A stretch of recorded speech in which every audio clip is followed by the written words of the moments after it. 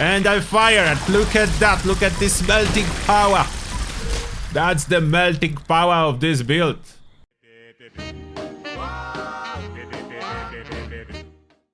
Hey fellow Vault Wearers, it's Angry Turtle, and today I have for you my latest heavy gunner build. Focus on the Gatling laser and Gatling plasma, but it can basically use any heavy gun weapon. It specializes with energy heavy guns, energy based, and it excels in everything from everyday use to boss fights.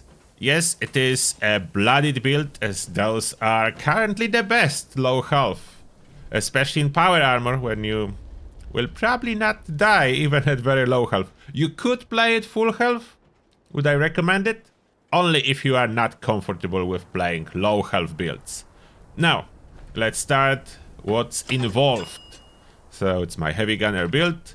The basic special, this is before application of the legendary perks. I do have additional 15 points from the legendary perks. You can see those in here, and it's not a lie. I'm actually using legendary intelligence, luck, and endurance. It's true, even though it seems like it's spelled that it is not, but it is true. I am using Master Infiltrator. This is optional, of course, but I love it. I cannot live without it on my everyday build. Electric absorption, perfect for this build. And taking one for the team. Taking one for the team, if you have questions, currently seems to work most of the time. During the summer, it was working less than half of the time. It improved, so I have it back on my loadouts.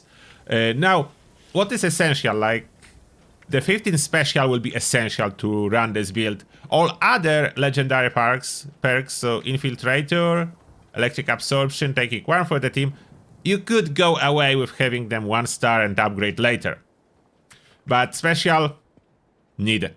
You cannot get lower, as that was exactly as much as needed to run this build. So this is a special now. Under strength, I have Trawling Pharmacy for chems, blocker for tankiness, or 3 heavy gunner cards max out. I do put a lot of damage into this build, so it excels in boss fights. Then, perception, concentrated fire. You can with this build absolutely occasionally use VATS to annihilate bosses when needed. It's not focused on using VATS all the time, but you have this option. It's very important for me.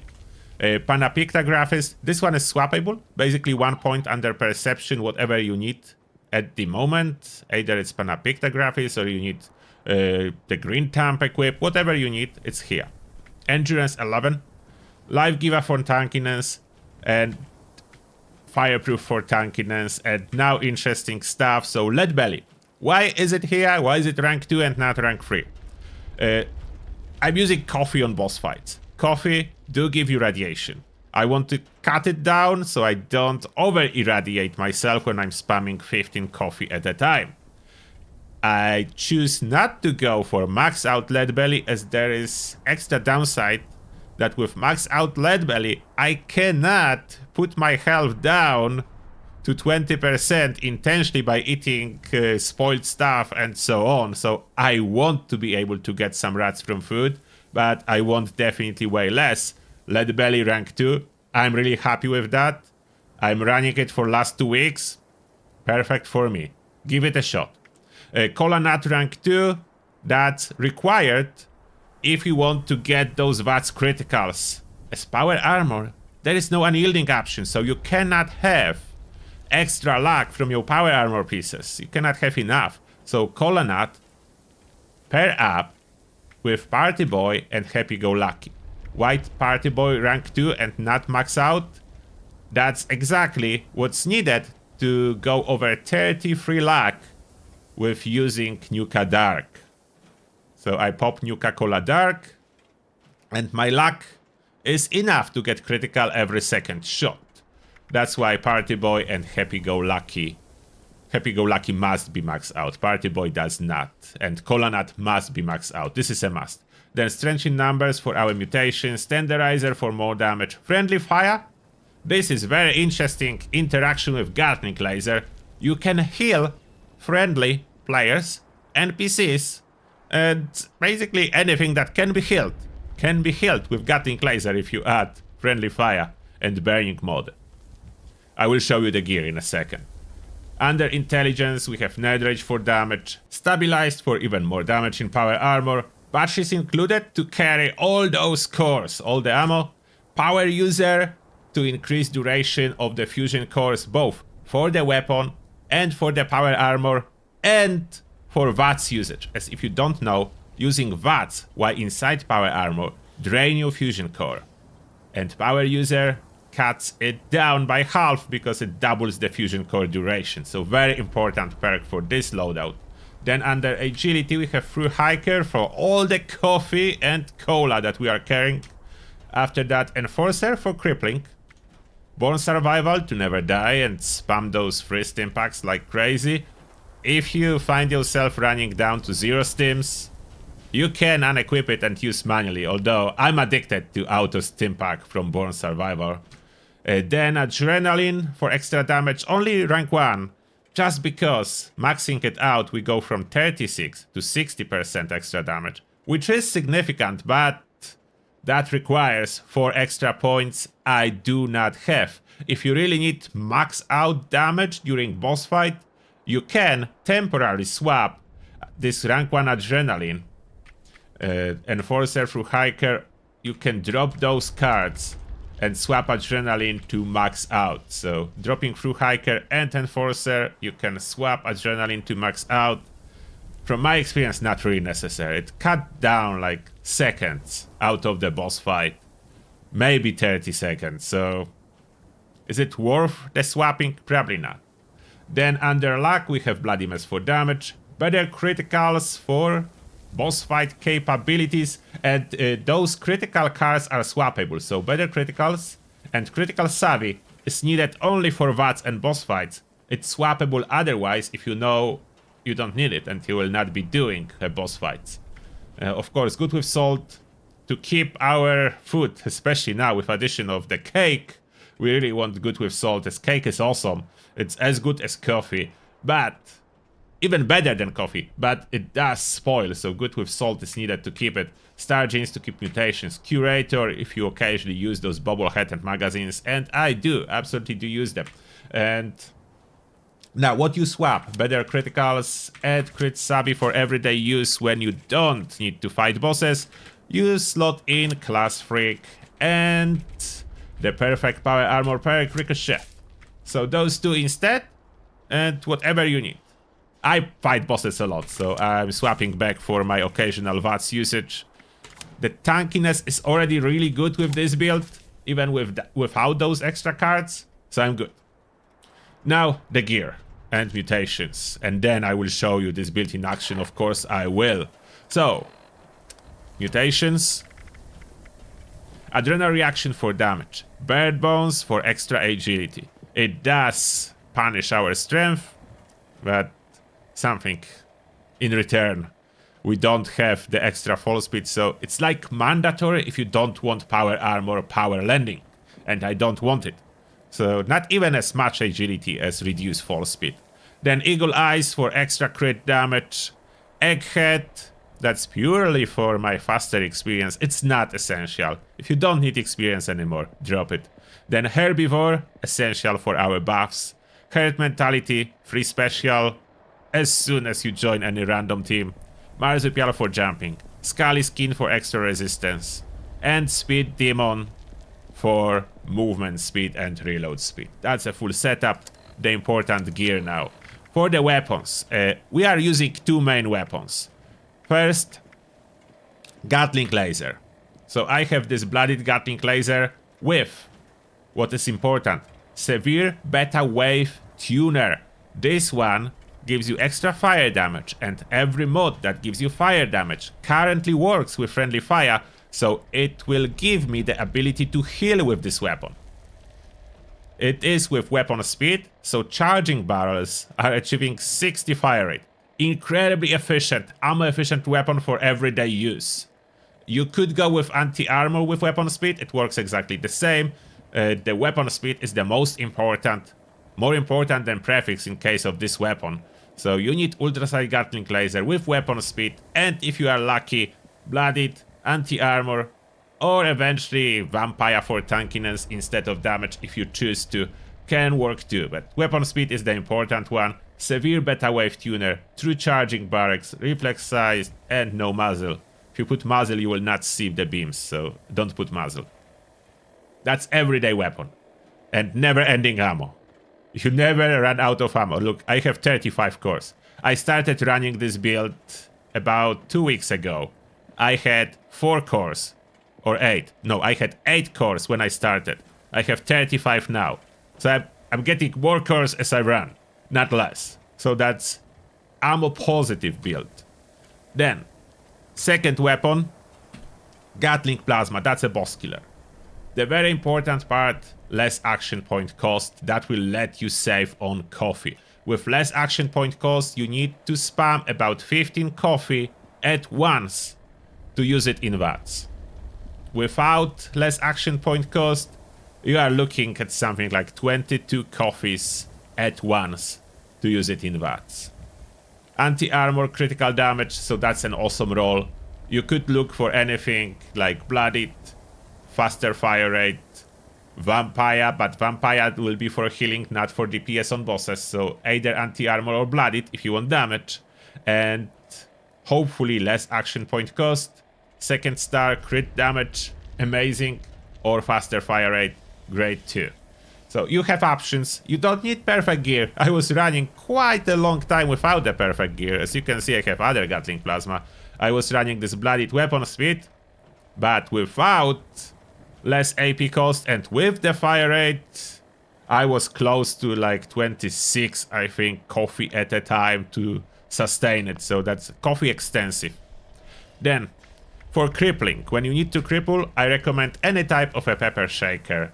And I have it modded with laser magazines, so I'm using energy ammo. And I have a perk to reduce the weight of all energy ammo. That's why this choice. And of course, it is for crippling. It is not for killing. Even though the damage is not the worst, but amount of projectiles. That cripples enemies so fast with 1 rank of Enforcer. And that's the main use case of this weapon. Then just in case I have Red APA, if there will be like a daily op that you can kill enemies only with melee, it always works, regardless what your build is, so that's perfect. I have TSE minigun, that's for tagging on big events when I want to tag everything. I have the Syringer if I want to help other people using ballistic weapons. What else do I have here? I think that's it. I have some other stuff I'm not using, but I'm just carrying because there is no room in my stash box. Then, armor. I do recommend Union Power Armor if you can, and mine is with weapon weight reduction on all pieces. Other pieces have different effects. What I'm most happy about, I have one piece with fire resistance. And one piece with fire resistance is enough for all my fire resistance needs. So that's what I'm very happy about. I have 2 pieces of overeaters I'm very happy about with those 2. As you can see, those are not perfect. The set is not perfect, but it still works. Now, let me just demonstrate how well it goes for everyday scenario. Oh, if you want to save on cores, like you can see I have 300 shots. I can reload it.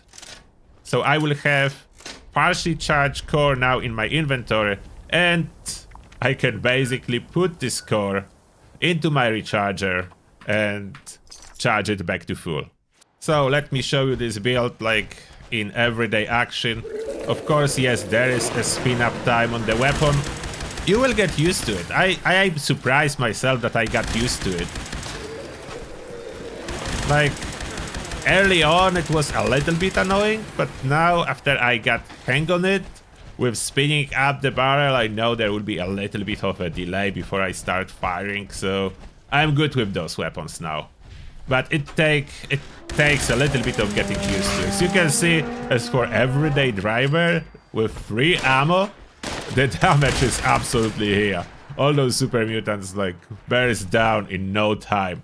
But let's shoot something real. Let's get some real enemy. And now we have here a Scourge Beast and some Scourge that I can stack my adrenaline on. So I will do that. Scourge will die even faster. They're squishy, so you burn them real fast. I don't have anything to show you the healing ability of this laser, but it heals. It's tested many times in the silo when I'm killing protections. Look how nicely you annihilate all those Scourge. That's so cool. And now I want to demonstrate the full damage output with this Gatling Plasma. And I do not craft those cores. I'm using Ultrasight cores on Gatling Plasma. If you want to see it, that's the Gatling Plasma. A lot of damage. I do not craft cores. I just basically switch to this weapon at the end of daily op. And now, to have all those criticals, Nuka-Cola Dark, my special goes to 34 luck. And now, look at this damage if I aim for the head in watts. Look at the damage. That was without coffee. That was without coffee, just my AP that I had on me. That's the damage in watts. But I can show you one better. I can show you one better. Another enemy, and now with coffee. Oh, and one more tip. If you are on console, if you wonder how to spam... Oh, nice. Level 100 Milo Queen. If you wonder how to spam your coffee, what you do, because on console there is no hot button that you can assign, open your Pip-Boy Food and Drink, go under coffee, as you can see I have nice supply, hover over it so it's highlighted, selected, close, reopen Pip-Boy, you see what's happening? It's still selected. It's same. It should be exactly the same on any console. So every time I open, it's the same. As I don't touch anything to switch position, I can open it and use the action button to pop 15 coffee. And it's still on the coffee, so I can do it every time. And now look. Look what will happen to this Violet Queen. Look what will happen to her in watts. And I can sustain it. It's melted. It refused to do any animation of the death. It's melted. Level 100 Milo Queen forgot that she's even dead. It was so fast. And that's without boosting. With all the chems and food, I probably forgot to even boost it with very important Blight Soup. But could have been faster than that with a Blight Soup.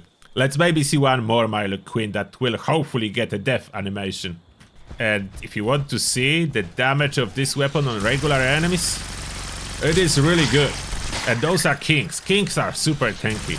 So the plasma doing really good job. The everyday weapon, blooded Gatling laser, does the job too. A little bit slower on the kings, but punch them nicely. Punch through the king shell pretty nice. And where is the queen? There we go, okay. Now I'm stuck. Come on, move. Okay. Good. Now the killer. Gatling Plasma. Level 100 Crown Milo Queen. Let me pop the buffs this time. So Overdrive we have here. Not a Psycho buff. I want Psycho Tats. I don't want to mess with my health bar. Psycho Tats.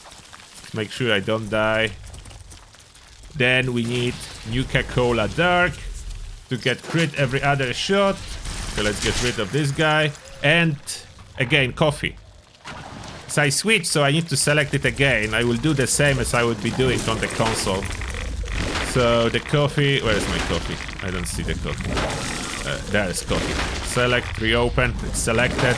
So all I do, open that, spam 15 or around, sometimes hard to count. And I fire it. Look at that. Look at this melting power. That's the melting power of this build. That's the true melting power. It's level 100 Milo Queen. There is like no tankier enemy from the regular enemies you can encounter. She's actually tankier than a Scourge Beast. As I watch them fight, the Queen with regular Scourge Beast, Queen always wins. If Scourge Beast land to fight a Queen, Scourge Beast dies. So that's the most powerful enemy in the Wasteland that can be absolutely annihilated. And in case of boss fights, this build is destroying bosses. Colossus, Scourge Beast, Queen, or the Titan. All of them die. And as you can see, even though I was using VATS, I still have 35 cores. You cannot run down those cores no matter what you do with this build, which is amazing. I love it. I love it about this build. Let me know if you are willing to try it. What do you think about my latest build? I love it. I'm using it a lot now, and I love it. I hope you will too. And that being said, thank you a lot for watching, and see you all in the next one.